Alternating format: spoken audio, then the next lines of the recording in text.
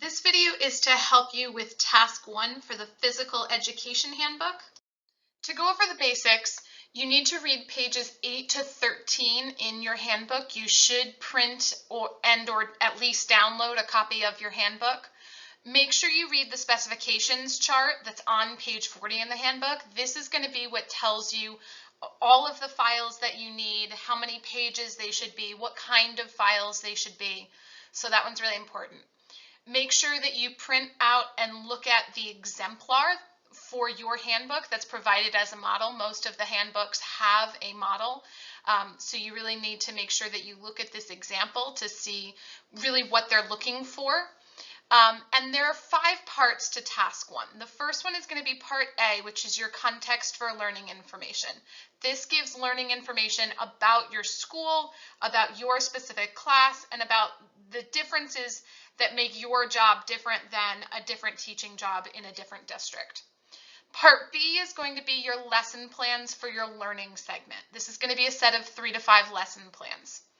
Part C is your instructional materials, or the actual materials that you use to teach those lessons.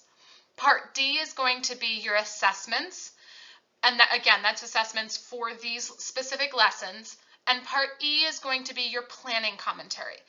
This is where you're going to write all about your lesson plans and all about your assessments and explain why you're doing what you're doing. This is really important, and this is the part where they really look at what to grade. You want to be able to be reflective and show what you know on that. So we're going to go over all of those in a little bit more detail.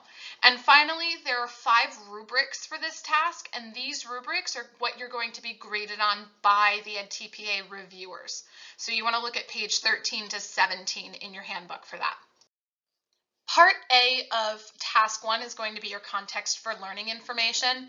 For this, you're going to have to select one class that you teach that you're going to use for your EdTPA portfolio. It needs to be at least 4 students. That is the minimum requirement set by EdTPA. You have to complete the context for learning. Again, this is what gives all of the background about your school and about what you teach and how you teach. The template is provided under task 1 in Blackboard, so you need to write in that template. This form also provides all of the information that you need about your school and classroom, and you should submit it with no more, no less than 4 pages. You have to include the prompts. Do not delete the directions, and make sure you're using this form, but it should be 4 pages. And the information here is relative to the class that you choose. So you're not just going to be general to your school or to all of your classes, but specific to the classes that you're using for EdTPA. For Part B, you are going to be required to write a set of 3 to 5 lesson plans. So we'll take this in a few steps. For step 1, the first thing that you have to do is you have to identify a learning segment, or a set of plans, to plan, teach, and analyze. This is going to be the same set of lessons that you plan in task 1, that you teach in task 2, and then you're going to analyze in task 3. And this is going to consist of 3 to 5 consecutive lesson plans that build on each other in some way. So they need to be back to back, and they need to build on each other in some way. And we'll go over that in the next step. The second step in creating your lesson plans is going to be to identify a central focus. This is going to be what's the same about what you're teaching across all 3 lessons. And to identify your central focus, you're going to go to your content standards and create your objectives from there. So your central focus must support students to use movement patterns, performance concepts, or health-enhancing physical fitness. So you have to have those 3 things in there. Your third step is going to be creating your standard, objective, and assessment for your lesson plans. Keep in mind that all of your lessons should start from the standard. The standard is what New Jersey requires you to teach, and it is what you need to look at to figure out what your kids need to learn, what your students need to learn. And then from that, you're going to create your objective. This is what you want students to be able to learn and what they're going to show you by the end of this lesson. So every objective needs to have 3 things to it, 3 parts. First is how will students show that they are practicing that skill, right? How are they going to actually show you that they can do this? The second part is going to be what criteria they need to show you to be successful, to show that they've really learned this and not that they need help. The third thing is going to be when during class are they going to show this and do this. So you need to have all three of those parts in your objective. And then finally, you're going to create your assessments from that. And your assessments have to match your objective and your standard. This needs to be the same thing. Whatever you're looking for them to learn and show by the end of the lesson, that needs to be in the assessment. So the assessment is usually during guided practice or independent practice. And this is when students will do this. You will then get the assessment, right? Either it will be oral or written, but you will then assess how they did, grade it, and give feedback to students. The feedback is really important for task 3, so you want to keep that in mind.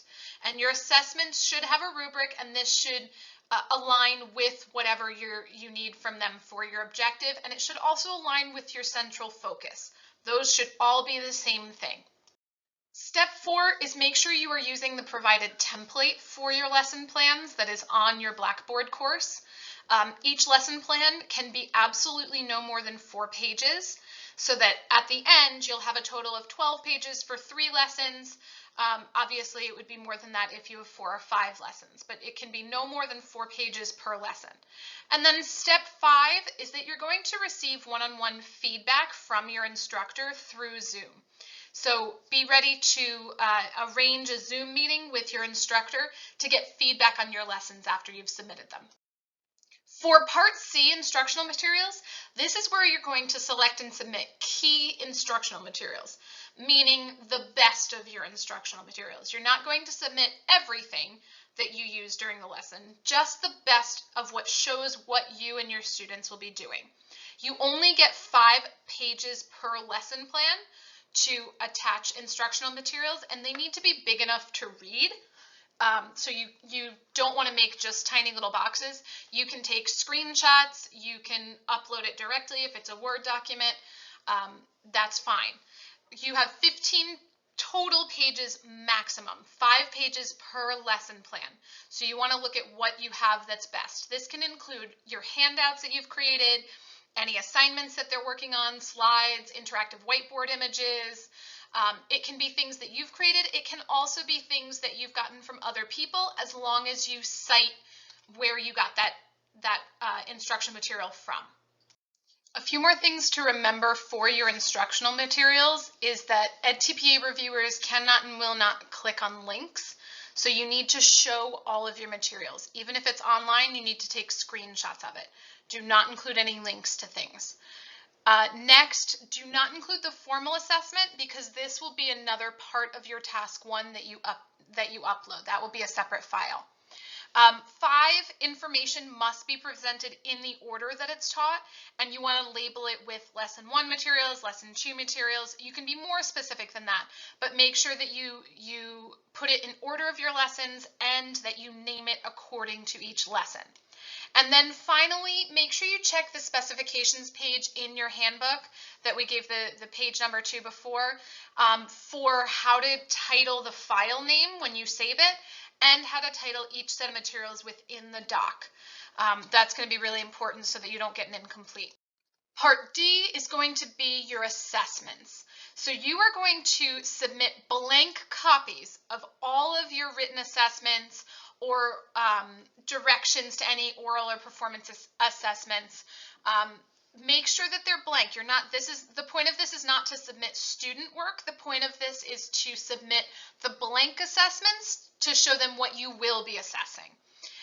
Each assessment must have a grading tool. You have to have a checklist, a rubric, something that tells what parts of your objective are being evaluated, and how they're being evaluated, so that you know whether a student is really passing or they didn't reach that level of skill enough.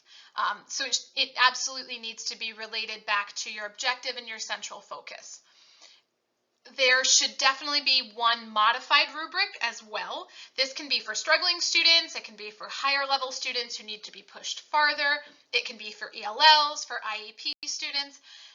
Any students with specific learning needs. It does not have to be an IEP student, but any students with specific learning needs, you're going to have either a modified assessment or a modified rubric to go with that.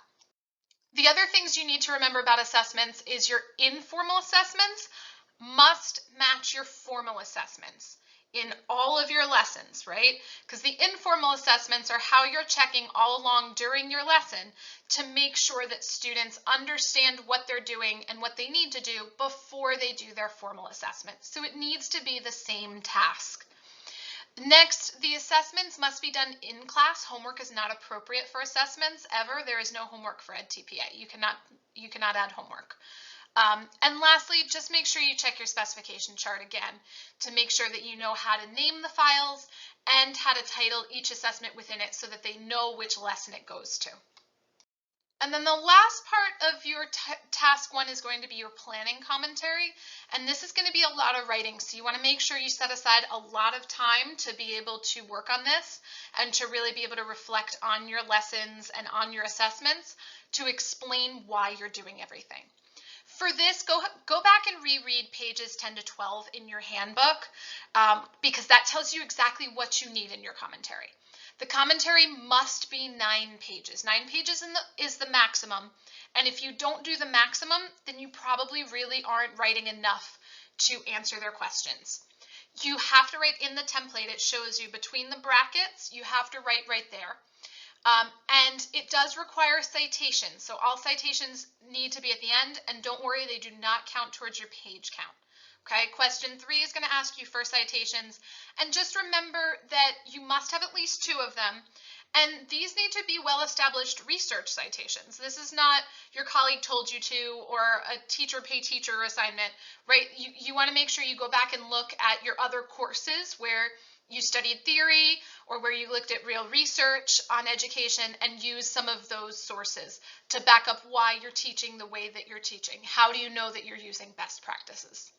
And then when all of your parts to your task one are complete, you're going to go back and read the specification page again to make sure that you've met all the criteria.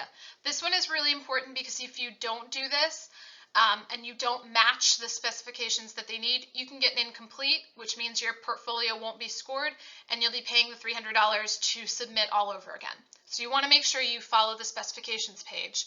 You also want to look at each rubric against your work and make sure that you have at least a 3 on each. So to do this, you want to look at the rubric progression document because it tells you what exactly they're looking for in a level 3, which is the passing score for that rubric, versus a level 2, which is not passing.